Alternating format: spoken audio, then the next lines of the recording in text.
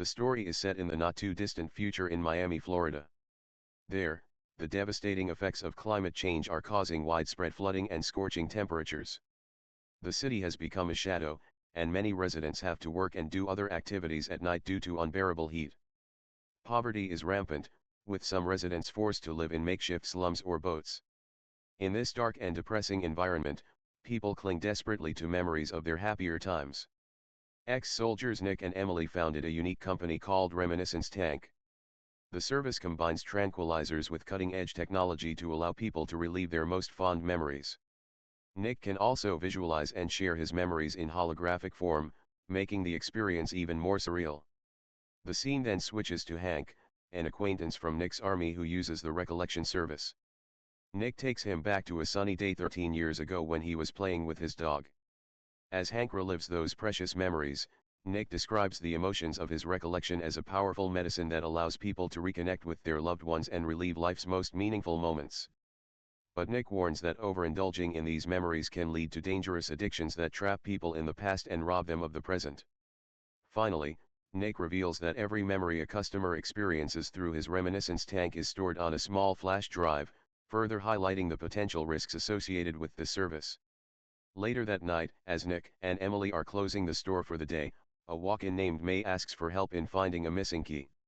When Nick sees May, he is immediately attracted to her, and although Emily says it's too late, he decides to help her.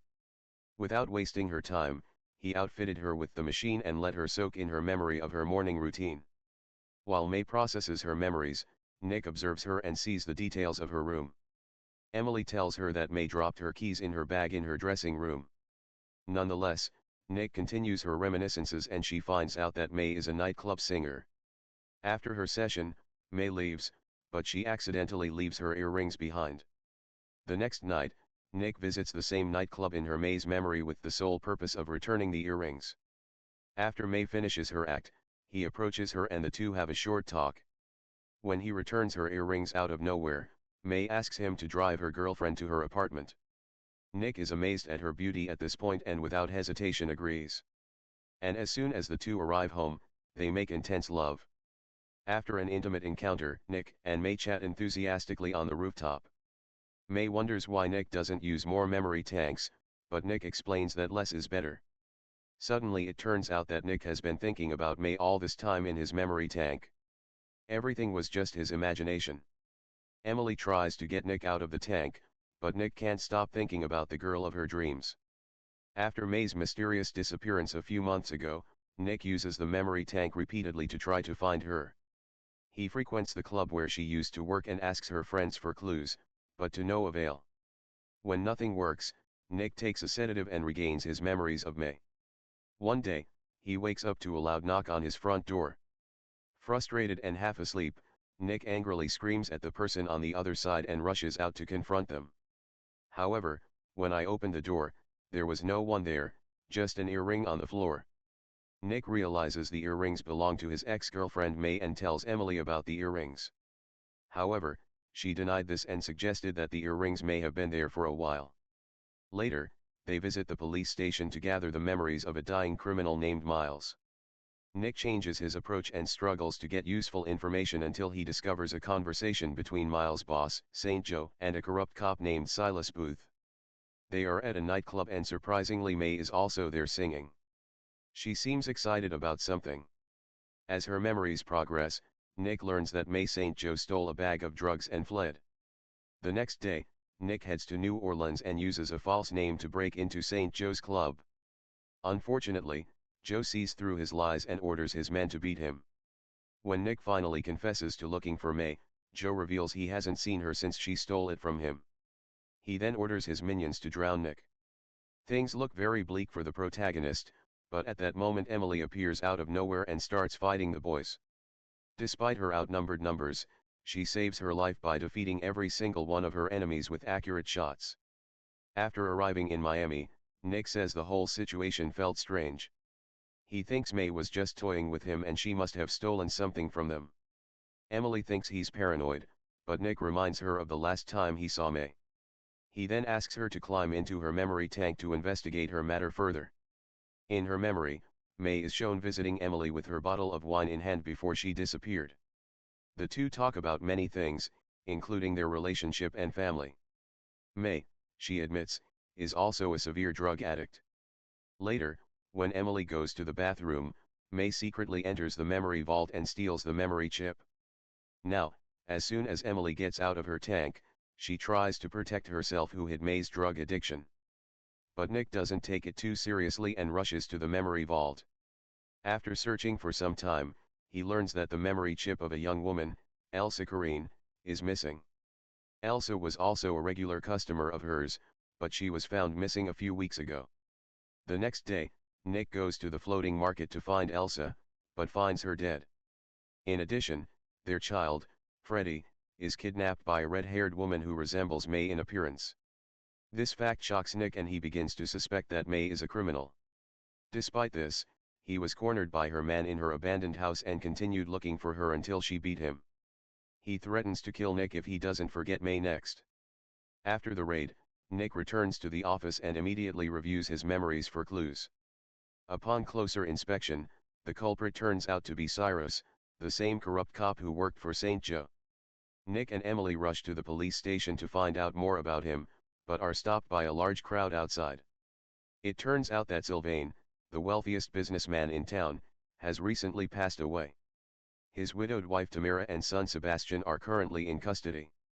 As soon as Nick saw Tamara, he realized she was a former customer of the recollection tank.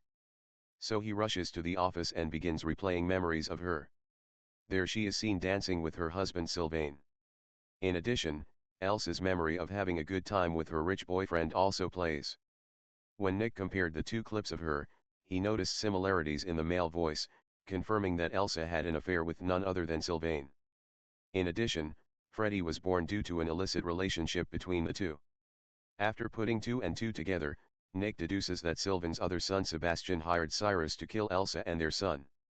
The main motive is that he wants to be the sole heir to his father's fortune. Knowing this, Nick decides to find out the truth about the case and leaves the office with a gun. In the next scene, an angry Nick arrives at Tamara's apartment. She lives in one of Miami's wealthiest neighborhoods, where there is still some luxury left. Surprisingly, Nick is mistaken for a dancer invited to the show. But he doesn't fight back because that might be the best way to find an answer. He soon runs into Tamara and angrily asks about May and Elsa.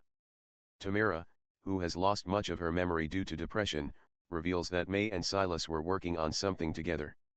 She also seems to have realized that her husband was having an affair with Elsa. Unfortunately, before Tamara can provide any further information, Sebastian arrives and calls security, thinking Nick is worrying his mother. The guards eventually kick him out, but they also help him out by revealing Cyrus' whereabouts. It turns out that even they are fed up with this corrupt cop and want him dead. Nick then goes to the place and he notices a woman who resembles May. He excitedly pursues her, but eventually realizes that Cyrus is waiting for him. He sings to Nick a song that reminds him of his first meeting with May. Cyrus then reveals that Nick and May's meeting and interaction were all planned. Her only job was to manipulate Nick into using her memory tank to steal Elsa's chip, which contains memories of how Elsa did to Sylvain. Saying so, Cyrus escapes through a nearby window, followed by Nick. There, the two quarreled for a while, and the back-and-forth argument continued. They fight in hot weather and underwater. It is the brave hero who emerges victorious in the end. He then stuns Cyrus, takes him to his office, and puts him in his memory tank. A corrupt cop's memories reveal that May and Nick's relationship was based on a lie. She actually worked for Cyrus and pretended to be interested in Nick in order to carry out her plan. She also met many of his friends to get to know him better and earn his trust. Nick, who had believed her to be his soulmate for months, was appalled by the truth. However, another memory shows that it was Cyrus who killed Elsa. May witnessed all this and immediately fled with Freddie to an undisclosed location. When Nick asks about the last time he saw May, Silas recalls her memory and reveals that they met outside Nick's office when she was knocking on the door. He drags her out of there, causing May to drop one of her earrings in the process. Nick remembers Cyrus attacking her when she angrily asked him what he had done to her. He also drugged Freddie and forced him to reveal her whereabouts. To her surprise, May appears in a hologram and tells Nick about Cyrus' memories. She expresses her love for Freddy while also hinting at where Freddy is hiding. She always knew Nick would get Cyrus, so she left him a secret message. Unfortunately, Nick learns in her last memory that she committed the unthinkable when May felt too much pressure. Shocked by her death, Nick decides to take revenge. He orders Cyrus to remember his worst moments and relive them over and over again. In his memoirs, Cyrus is described as having his face burned by St. Joe's men as punishment for stealing his profits. But that wasn't enough for Nick, so he builds up the tension of Nick's horrifying memories, causing him to die in a fish tank. Nick then goes straight to Sylvan's mansion and confronts Sebastian, who killed Elsa for his father's wealth. He also revealed what he knew about his father's relationship with Elsa. Angered and shocked, Sebastian attempts to shoot Nick, but despite his best efforts, he is reluctant to do so. In the end, he turns the gun on himself and prepares to commit the unthinkable. But his mother just came and calmed him down before he got bloodied. With the situation resolved, Nick goes to Emily, confesses his crimes, and tells the full story of May and Cyrus and their intertwined deceptions. He said that her life is short and that Emily should go back to live with her family. In his final moments, Nick enters his memory tank, connects to the wire, and prepares to begin his memory process. We soon relive his memories with May as they both confess their love for each other and then die peacefully. Years later, Emily and her daughter visit Nick at the memorial pool and leave him flowers. The film ends with the message that living in the past can be dangerous, but reliving memories of the best times can be a way to find peace in the present. End.